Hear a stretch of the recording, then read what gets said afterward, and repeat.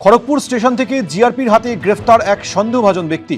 তার কাছ থেকে উদ্ধার 50,77,500 টাকা। জিআরপি সূত্রে খবর, 2 নম্বর প্ল্যাটফর্মে সন্দেহজনকভাবে ঘোরাঘুরি করার জন্য ওই ব্যক্তিকে প্রথমে আটক করা হয়। সঙ্গে থাকা একটি কালো ব্যাগ থেকে উদ্ধার হয় বিপুল পরিমাণ টাকা। তারপরই তাকে গ্রেফতার করা হয়।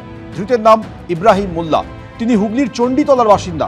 কাজ করেন ওড়িশার গঞ্জাম জেলার বেরহামপুরের একটি সোনার দোকানে।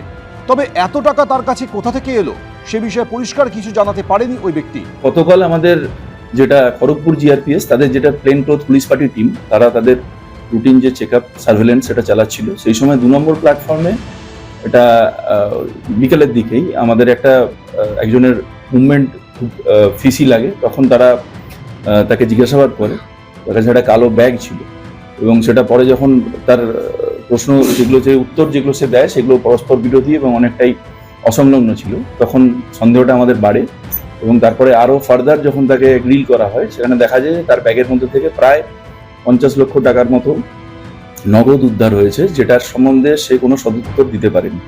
তাকে আমাদের যেটা প্রিলিমিনারি যেটা ইনভেস্টিগেশন সেটাতে যেটা ট্রান্সপায়ার করে যে সে একটা উড়িষ্যার গঞ্জাম জেলার বেহরামপুর বলে একটা জায়গাতে সে একটা সোনার দোকানে কাজ করে বলে সে দাবি করছে।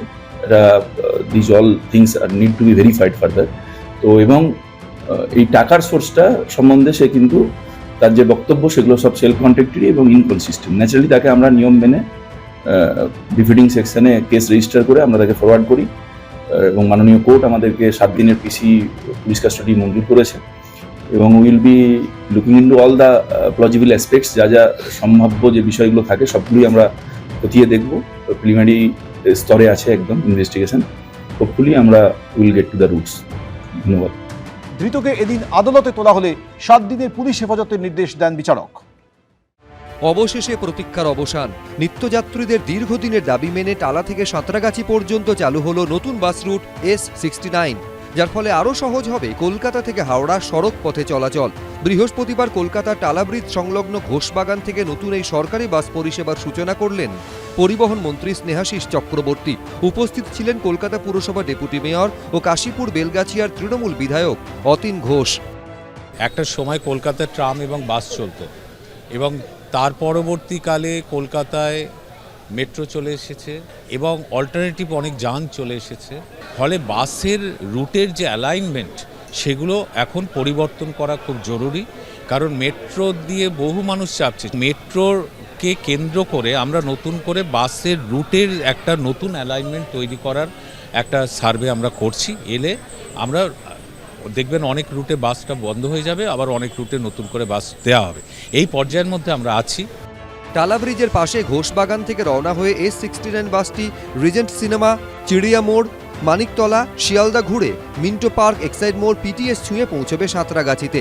মূলত অতীন ঘোষের উদ্যোগে নতুন রুট পেলেন কাশীপুর বেলগাছিয়া এলাকার বাসিন্দারা। আমরা মাননীয় মন্ত্রীর কাছে দরবার করলাম যে এখান থেকে একটা বাস রুট দেওয়ার জন্য। এখান থেকে সাঁতরাগাছি স্টেশনে আমাদের উত্তর কলকাতা থেকে কোনো বাস ছিল না। এখানে পাশে আমাদের ডেন্টাল কলেজ আছে, যেখান থেকে হাওড়া থেকে প্রচুর ছেলে মেয়ে পড়তে আসে।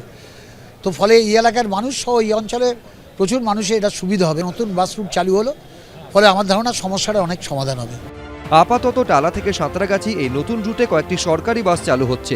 ভবিষ্যতে চাহিদা অনুযায়ী S69 রুটে বাসের সংখ্যা আরও বাড়ানো হতে পারে বলে পরিবহন দপ্তর সূত্রে খবর।